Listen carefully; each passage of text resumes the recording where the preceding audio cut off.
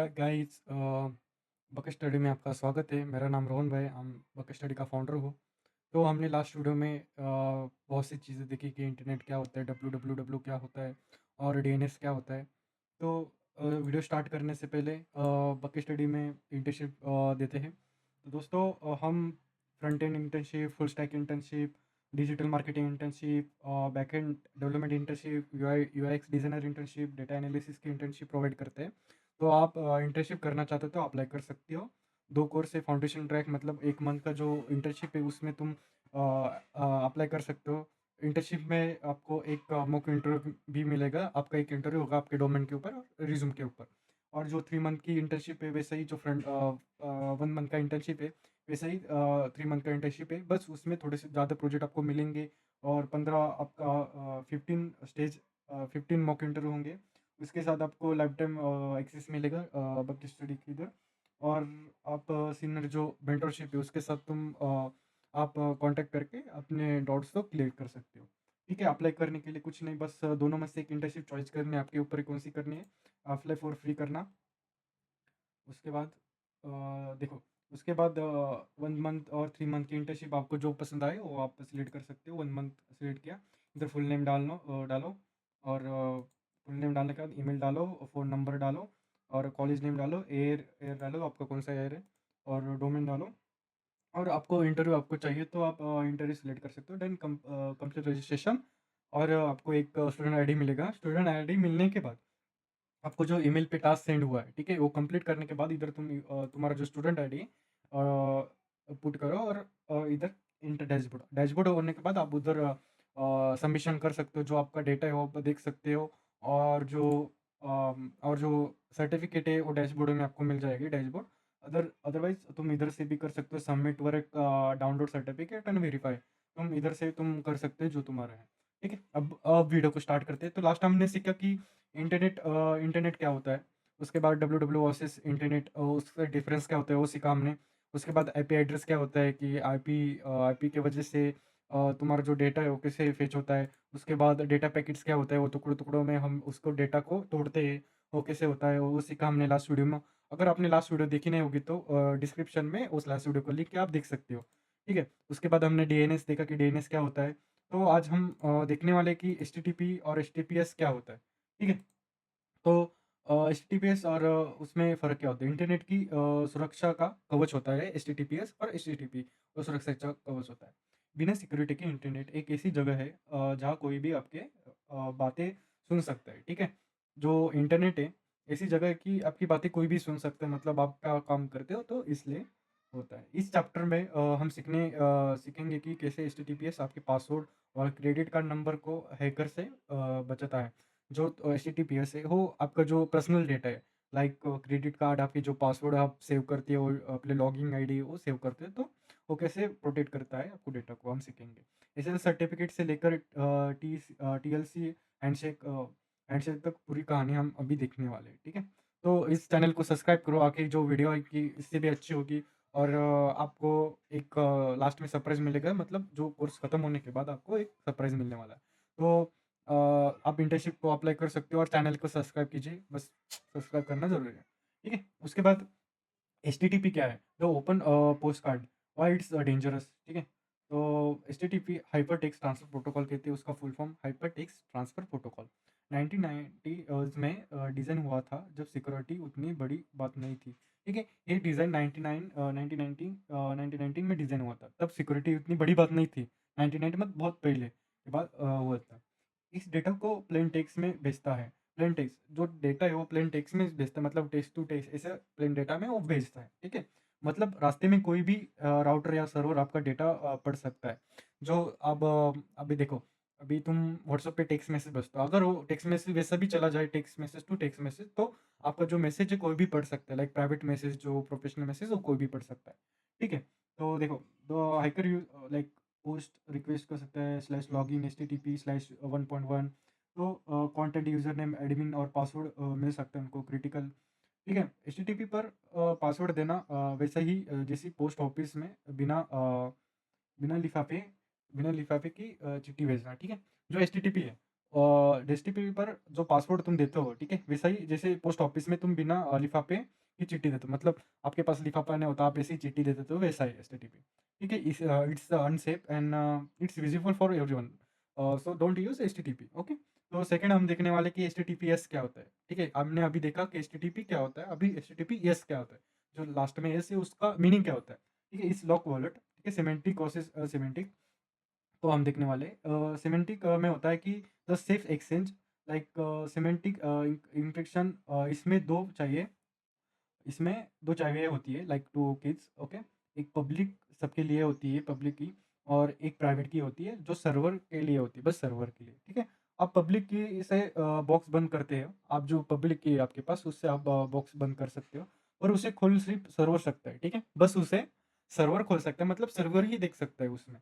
तो जो सिमेंटिक है, ठीक है, the fast lane, the semantic encryption, जब कनेक्शन बन जाता है, जब तुम्हारा कनेक्शन बन जाता है, तब दोनों साइड एक ही सीक्रेट की यूज करते हैं डेटा को फास्ट मूव करने के लिए। जब तुम्हारा कनेक्शन बन जाता है, तो दोनों एक ही सीक्रेट की यूज करते हैं, दोनों जगह सर्वर और जो पब्लिक की, दोनों एक ही करते हैं।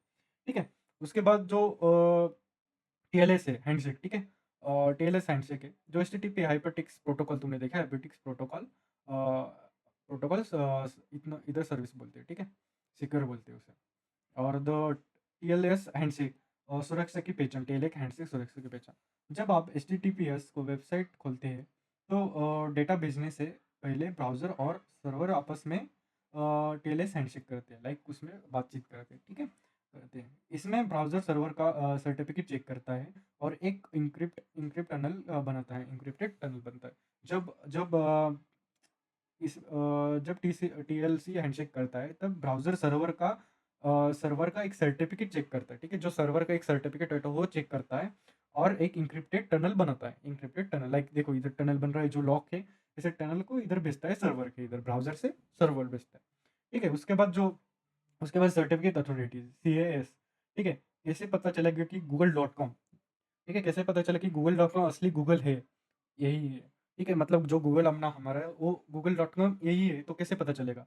सी यस, जैसे कि लेट्स इंक्रिप्ट या डिजी सर्ट। ठीक है, वेबसाइट को एक डिजिटल आइडेंटिटी कार्ड देते हैं, लाइक वेबसाइट को भी डिजिटल आइडेंटिटी कार्ड देते हैं, जैसे तुम कंपनी में जाते हो तो एक आइडेंटिटी कार्ड देते हैं, वैसे ही एक वेबसाइट को डिजिटल आइडेंटिटी कार्ड देते हैं, जैसे कि एसएसएल सर्टिफिकेट कहते हैं। ठीक है, जैसे उसे एसएसएल सर्टिफिकेट कहते हैं। ब्राउजर तभी लॉक दिखाता है जब सर्टिफिकेट सही हो। ठीक है, ब्राउज़र तभी लॉक देखता है लॉक देता है जब सर्टिफिकेट सही हो। ठीक है, वेरीफाइड बाय ब्राउज़र, देखो इधर मैंने एग्जांपल लिखा है, issue by buckstudy.in, issued by the RB R3 authorities, expiry 225, ऐसे डेट दिखी हुई है। ठीक है, तो हमने अभी क्या सीखा कि H T P is unencrypted, H T P is encrypted, दोनों में फ़र्क है। एक इंक्रिप्टेड होता है, एक इनक्रिप्टेड होता है। ठीक है, the S is H T P S stand for secure.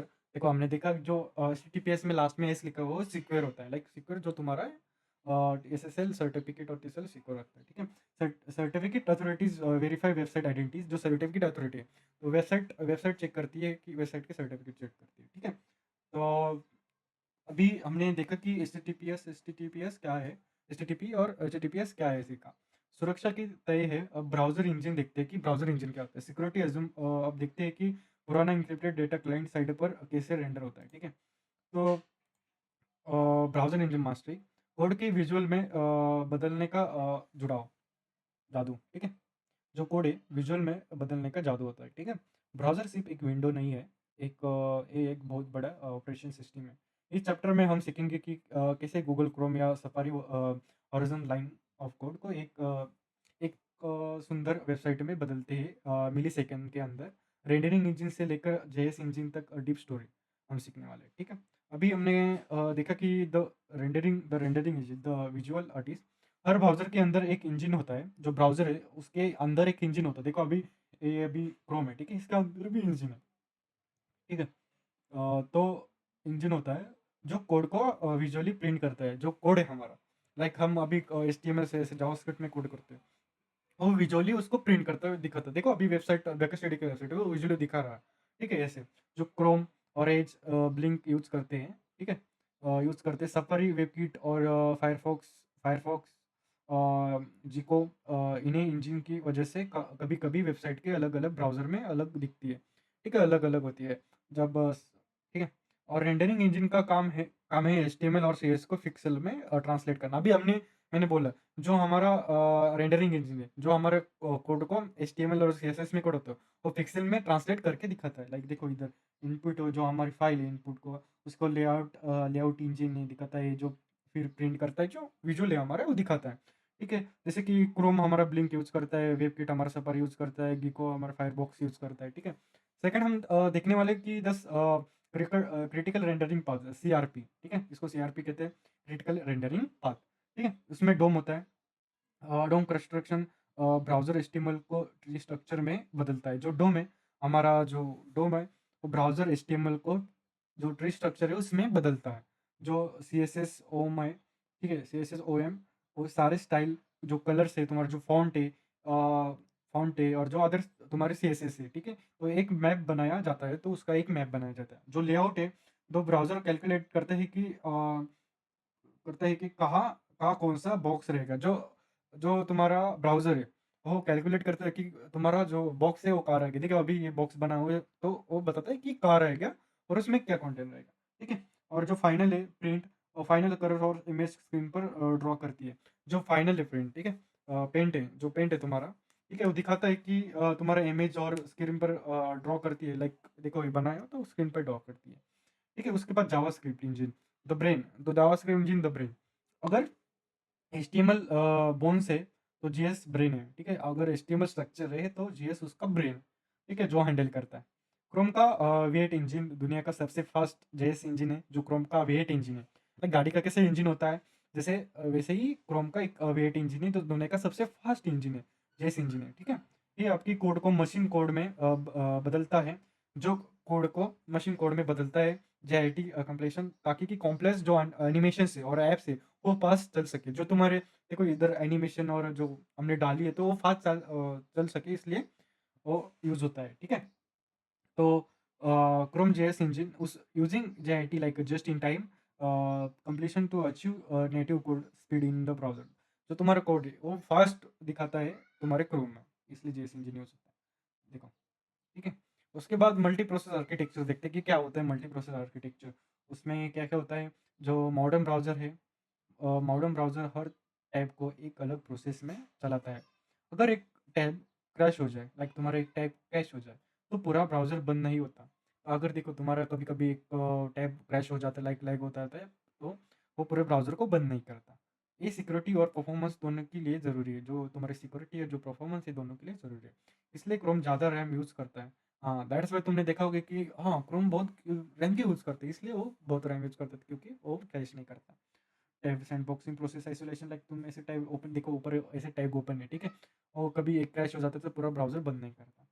तो अभी देखो इसमें हमने क्या सीखा कि ब्राउज़र थोड़ी सी अभी बाकी है। The browser use rendering engine Blink WebKit and Gecko. DOM is the skeleton of the page in the browser memory. The JS engine V8, जो गाड़ी का इंजन है V8 वही है गाड़ी का इंजन, ठीक है। रन द इंटरेक्टिव लॉजिक, दो इंटरेक्टिव लॉजिक रन करता है। Layout and paint are the most expensive rendering step, मतलब उसमें थोड़ा सा टाइम लगता है, like most expensive the chief of the kitchen. तो नेटवर्किंग खत्म। अब HTML की हिस्ट्री देखते हैं कि HTML क्या होता है, उसकी हिस्ट्री क्या होता है। अभी हम अभी से HTML पढ़ने वाले हैं दोस्तों। तो अपने चैनल को सब्सक्राइब नहीं किया होगा तो सब्सक्राइब कीजिए ऐसी ही वीडियो देखने के लिए। अभी अभी HTML की तरफ जाते हैं, ठीक है। तो देखो HTML ओरिजिन और रिवलेशन कब हुई और कैसे हुआ, ठीक है। इसी आर्यन से मॉडर्न वेब तक का सफ़र। ठीक है, तो HTML कोई प्रोग्रामिंग लैंग्वेज नहीं है, और एक मार्कअप लैंग्वेज है। इस चैप्टर में हम सीखेंगे कि कैसे 1919 में 18 टैग्स, लाइक 18 टैग्स है से शुरू हुआ HTML, आज पूरी दुनिया का डिजिटल बैकबोन बन गया है। लाइक जो बस 18 टैग से बना हुआ है HTML आज, मतलब पहले 18 टैग से शुरू हुआ था, और जो पूरे दुनिया का बैकबोन बन चुका है। HTML के बिना HTML यूज़ किए हुए तुम्हारा वेबसाइट बन ही नहीं सकता। ब्राउज़र और की कहानी और W3C की स्टैंडर्ड का महत्व महत्व, ठीक है, हम सीखने वाले हैं। तो द बर्थ ऑफ मार्कअप 1990।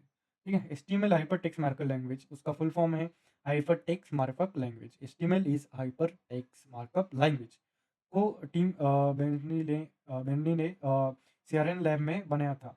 ठीक है, बेंजली ने सीआरएन लैब में बनाया था। उनका मकसद था कि साइंटिस्ट अपने रिसर्च रिजल्ट को आपस में लिंक कर सके। ठीक है, उनका मकसद था। ठीक है, उनका मकसद था कि साइंटिस्ट अपनी रिसर्च, जो रिसर्च करते हैं साइंटिस्ट, उसका जो रिजल्ट होता है, रिजल्ट को अपने आपस में लिंक कर सके, जो रिजल्ट है वो आपस में लिंक कर सके। इसलिए शुरुआत में सिर्फ जो 18 टैक्स थे, 18 टैक्स थे, और उन्होंने से 11 आज भी वैलिड है। ठीक है, उनमें से 11 आज भी वैलिड है। ठीक है, तो फर्स्ट टैग अचीव, टाइटल, तुम्हारा टाइटल टैग जो टाइटल होता है, देखो प्रोजेक्ट डैश कैनो वो टाइटल होता है।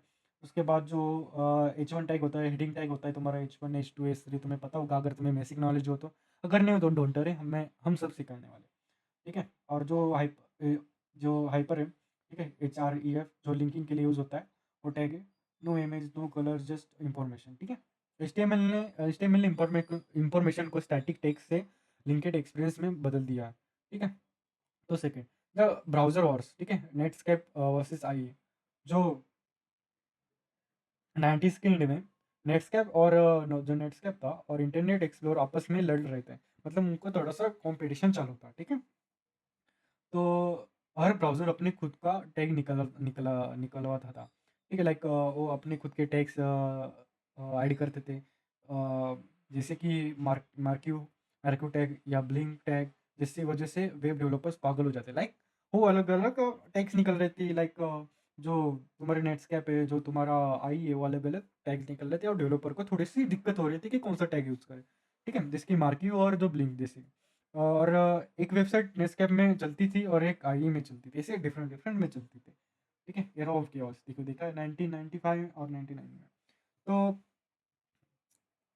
Properties tag and broken ecosystem थी। ठीक है, उसके बाद द स्टैंडर्ड और W3C और द व्हाट WG। ठीक है, तो WC थी द प्रोफेसर।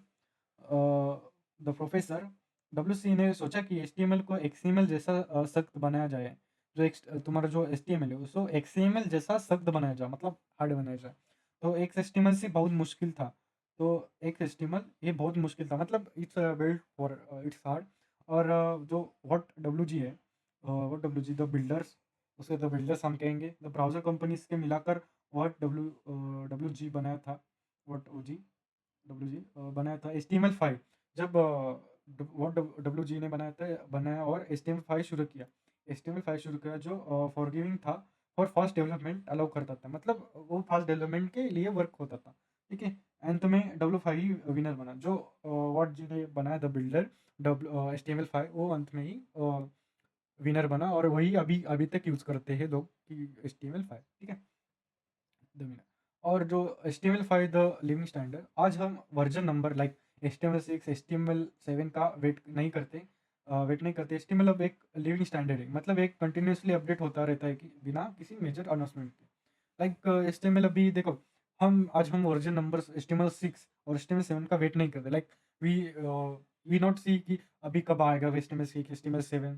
HTML की लिविंग स्टैंडर्ड। ठीक है, मतलब कंटिन्यूसली अपडेट होता रहता है, और बिना किसी मेजर अनाउंसमेंट के वो अपडेट होता रहता है कंटिन्यूसली। डेली और न्यू टेक्स्ट वो ऐड करते ही रहते हैं, तो तुम उसके जो डॉक्यूमेंटेशन है वो देख सकते हो। ठीक है, तो HTML stands for Hypertext Markup Language, उसका full form. Tim Berners-Lee invented CRN in 1990, तो इसने बनाया उसका नाम। और WC and what WR the standard making bodies, मतलब क्या है उसमें, हमने देखा कि उसमें डिफरेंस क्या है।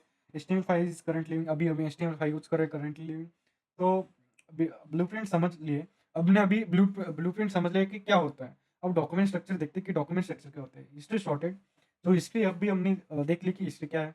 अब वक्त है कि एक्चुअल कोड लिखने का और सीखने का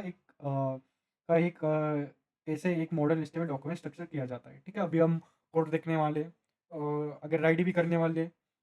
ठीक है, देखते हो। तो देखो, एचटीएमएल डॉक्यूमेंट स्ट्रक्चर। ठीक है, मॉडर्न वेब का ब्लूप्रिंट, जो अभी मॉडर्न वेब है उसका ब्लूप्रिंट होता है एचटीएमएल स्ट्रक्चर। हर बड़ा बिल्डिंग एक सॉलिड फाउंडेशन पर खड़ी होती है, जो बड़ी बिल्डिंग होती है सॉलिड फाउंडेशन फाउंडेशन के ऊपर बिल्डिंग खड़ी होती है। एचटीएमएल में वो फाउंडेशन उसका स्ट्रक्चर है। ठीक है, इस चैप्टर में हम सीखने वाले कि कैसे एक प्रोफेशनल डॉक्यूमेंट सेटअप किया जाता है, लाइक डॉक्स डॉक्स टाइप से लेकर कॉम्प्लेक्स मेटा टैग तक, ठीक है। तो दो doctype and the root declaration क्या होता है, देखो ये अभी जो फॉर्मेट है वो अभी लिखा हुआ है इधर, डॉक्स टाइप एचटीएमएल, ठीक है। सबसे पहले लाइन हमेशा डॉक्स टाइप एचटीएमएल होनी चाहिए, ठीक है, दो ऑब्जेक्ट होनी चाहिए। ये ब्राउज़र को बताता है कि आप स्टैंडर्ड मोड यूज़ करते हो। लाइक जो डॉक्स टाइप एचटीएमएल आपने देखा होगा कि एचटीएमएल स्टार्टिंग में डॉक्स टाइप एचटीएमएल से यूज़ होता है, तो बताता है कि स्टैंडर्ड मोड है, ठीक है, स्टैंडर्ड मोड पे यूज़ कर रहे हैं। पुराना यूरिक्स मोड, इसके बाद एचटीएमएल टैग आता है जो पूरे डॉक्यूमेंट का कंटेनर होता है। उसके बाद एचटीएमएल टैग होता है, वो पूरा डॉक्यूमेंट का कंटेनर होता है, ठीक है।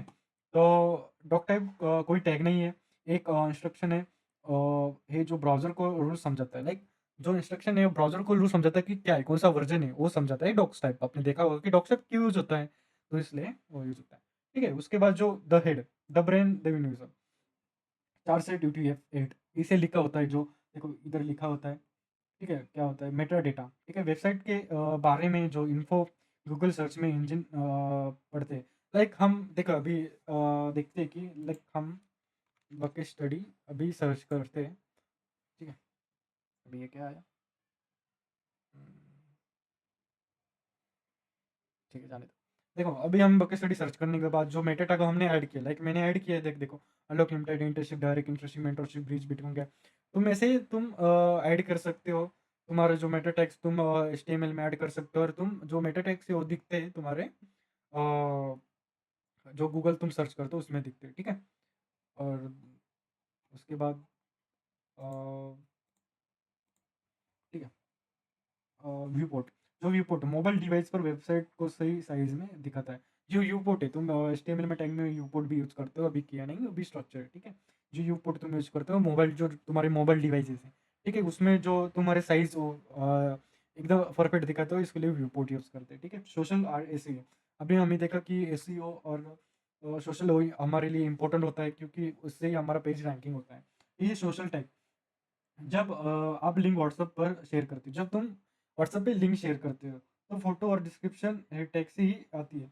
जो तो फोटो और डिस्क्रिप्शन वो टैग से आता है, ठीक है। जो फोटो तुम्हारी आती है, लाइक तुम अभी सेंड करने के बाद तुम्हारा एक ओवरव्यू दिखता है, तो वो डिस्क्रिप्शन टैग से आता है, टैग्स में वो इनपुट होता है, ठीक है। तो तीसरी है the body, the heart, the visual, जो कुछ भी आप ब्राउज़र विंडोज़ में देखते हैं, लाइक तुम ब्राउज़र विंडोज़ में देखते हो, ठीक है, हेडिंग्स देखते हो, इमेजेस देखते हो, बटन देखते हो, सब बॉडी टैग के अंदर होता है। लाइक देखो अभी मैं तुम्हें एग्जांपल देता हूँ, लाइक अभी ये लिखा है three, the body, the heart, the visual, अभी ये विजुअल तुम्हें दिखाई दे एनिमेशन, ये बॉडी में डाला हुआ कोड है, इसलिए तुम्हें दिख रहा है, ठीक है। जो हम बॉडी में कोड करते हैं, लाइक जो स्ट्रक्चर है हमारा, देखो जो बॉडी में विजुअल कंटेंट, जो हम बॉडी में जो कोड लिखते हैं, तो उससे जो हमें दिखता है, और इंडिविजुअल जो हेड में हम स्क्रिप्ट मेंशन करते हैं, लाइक टाइटल रखते हैं, वो हमें नहीं दिखता कभी, क्योंकि वो हेड में होता है।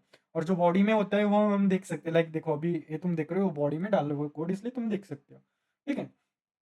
टेक के अंदर होता है। ये वेबसाइट का यूजर फेसिंग पार्ट होता है। यूजर फेसिंग पार्ट मतलब आप जो देख सकते हो यूजर फेसिंग पार्ट होता है, ठीक है। और उसमें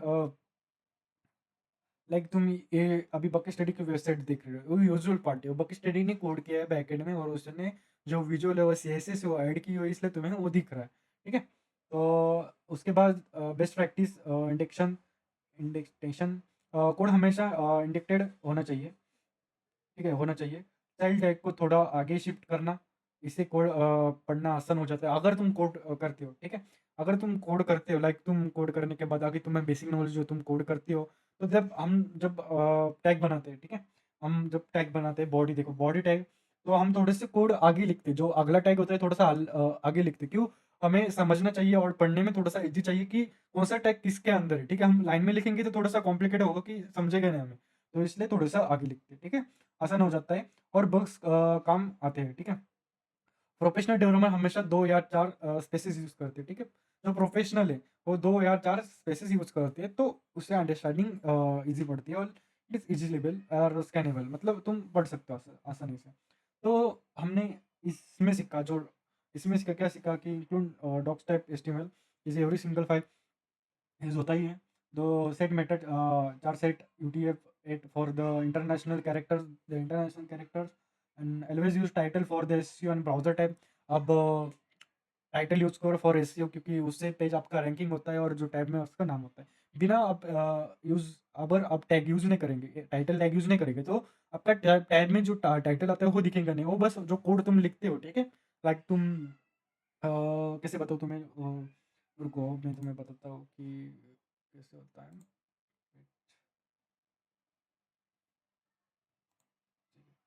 एक मिनट।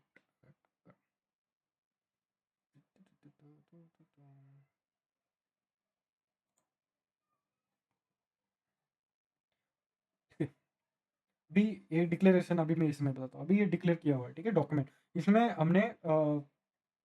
इसमें हमने टाइटल डाला हुआ है, ठीक है। अभी हम चेक करते हैं कि कैसे दिखते हैं, ठीक है।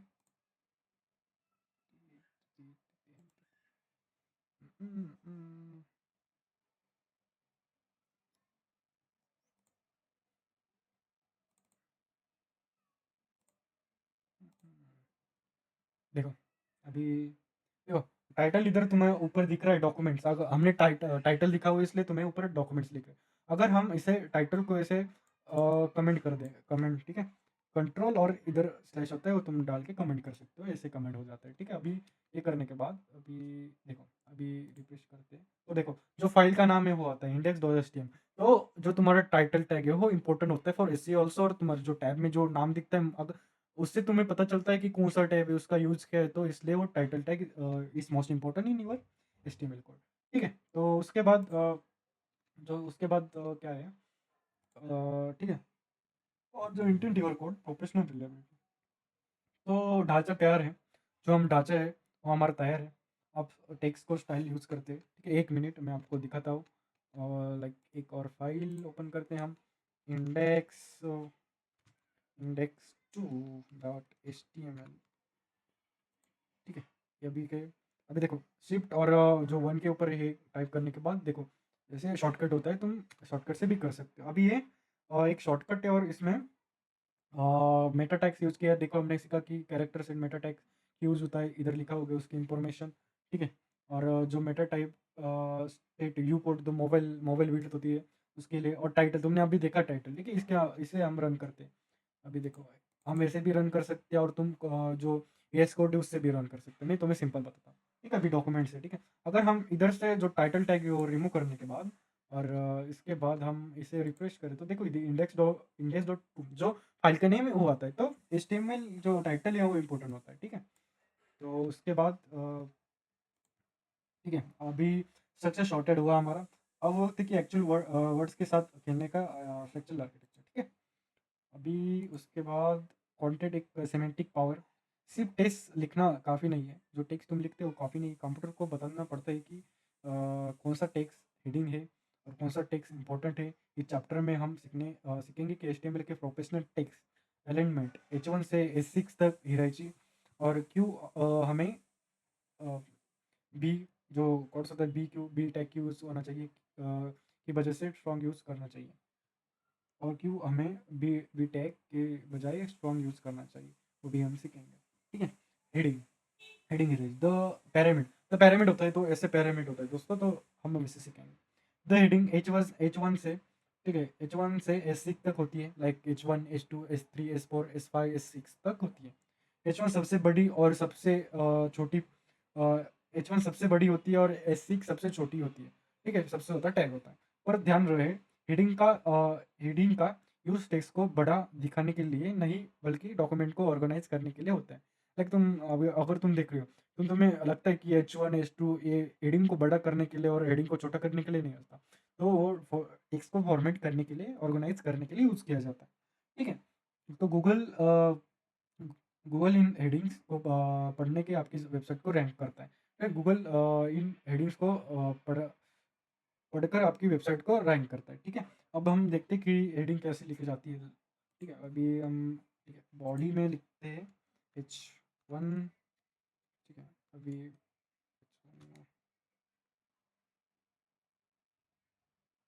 ओके, ठीक है। This is this is HTML demo with pocket,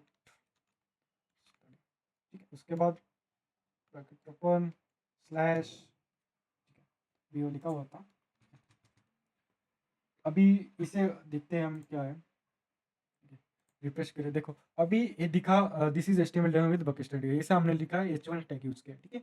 इसके बाद हम H2 टैग देखते हैं कि उसकी जो साइज है, उसका जो फॉर्मेट है वो कैसे होता है, ठीक है। तुम इसे कॉपी भी कर सकते हो, फिर से भी लिख सकते हो, तुम्हारे ऊपर है। और VS कोड में बहुत से शॉर्टकट होते हैं, तुम यूज कर सकते हो, ठीक है। अभी H2 टैग देखते हैं, like H2 bracket close HTML heading HTML ml each test, ठीक है। अभी ये लिखा, कैसे लिखा से बेस्ट, ठीक है, ये लिखा हमने, अभी सेव किया और क्रोम पे गए और रिफ्रेश किया, देखो उसका जो फॉन्ट है थोड़ा सा छोटा आया, ठीक है। अभी इसे हम तीन चार ऐसे लिखते हैं, तो मैं बताता हूँ, ठीक है। 3 3 तो H4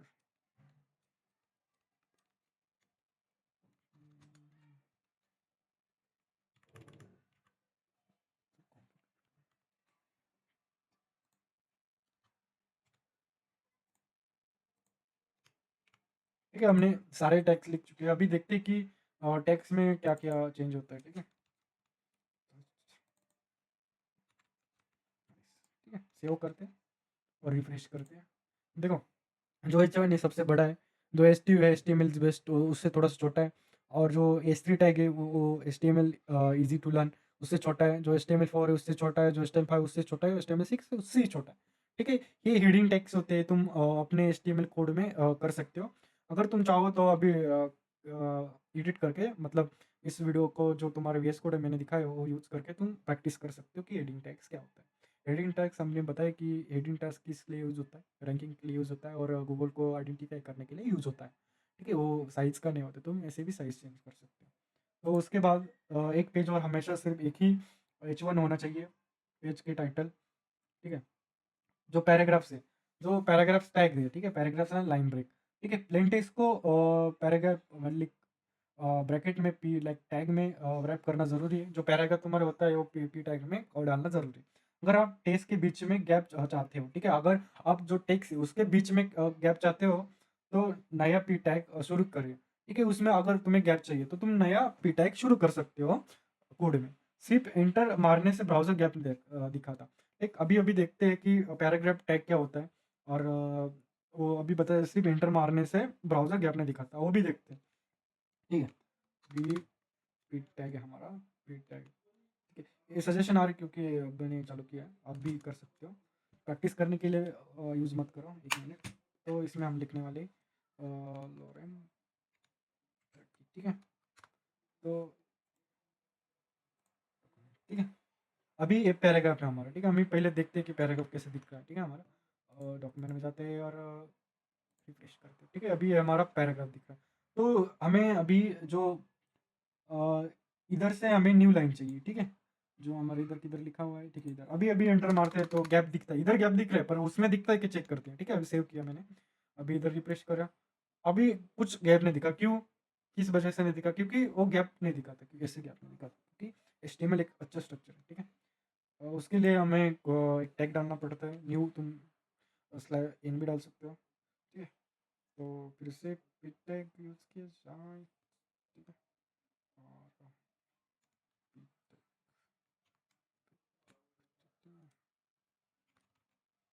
और M10 एंटर, ठीक है, यूज़ किया, सेव किया जाए और चेक करते हैं। देखो अभी अलग अलग है ना, देखो हमने पहले पी टैग यूज़ किया, उसके बाद फिर से पी टैग यूज़ किया अलग लाइन के लिए, और वो टैग तो है, ठीक है, वो ऊपर का टैग है उसमें पी टैग यूज़ किया हमने। अगर मैं पी टैग इधर से हटा दूँ, ठीक है, अभी पी टैग इधर ऊपर है और इसे रिफ्रेश करो, ठीक है, कुछ बदलता नहीं, वही होता है, ठीक है। और उसके बाद पी टैग, ठीक है। और अभी हमने देखा कि पी टैग कैसे यूज़ होता है, लाइक तुम यूज़ कर सकते हो पी टैग, अगर तुम्हारा जो पैराग्राफ है वो तुम्हें फॉर्मेटेड चाहिए तो तुम पी टैग में जो तुम्हारा पैराग्राफ है तो यूज़ कर सकते हो, उसमें तुम अगर नेक्स्ट लाइन के लिए तुम्हें और चाहिए नेक्स्ट लाइन चाहिए तो दूसरा पी टैग तुम यूज़ कर सकते हो, ऐसा कुछ बात नहीं कि तुम नहीं कर सकते, ठीक है। उसके बाद semantic versus presentational, the big rules क्या होता है, दो less than strong versus bracket complete, ठीक है, वर्सेस बोल्ट, दोनों टेक्स्ट पे बोल्ट करते हैं, लाइक स्ट्रॉन्ग जो स्ट्रॉन्ग टैग होता है और जो बोल्ट टैग होता है वो दोनों को बोल्ड करते हैं। पर स्ट्रॉन्ग कहता है कि ये टेक्स्ट इम्पोर्टेंट है, जो तुम्हारा स्ट्रॉन्ग टेस्ट है, वो कहता है कि टेक्स्ट इम्पोर्टेंट है।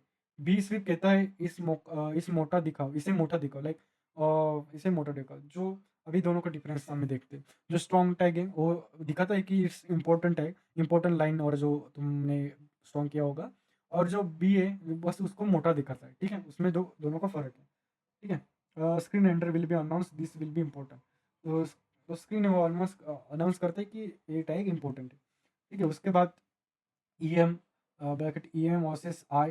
ई एम कहता है कि इस पर जोर दो, ठीक है। जो ई एम होता है वो कहता है कि इस पर फोकस करो, तुम जोर दो। और आई सिर्फ कहता है कि इस तिरछा दिखाओ, लाइक ऐसा तिरछा दिखाओ जो आई कहता है, ठीक है।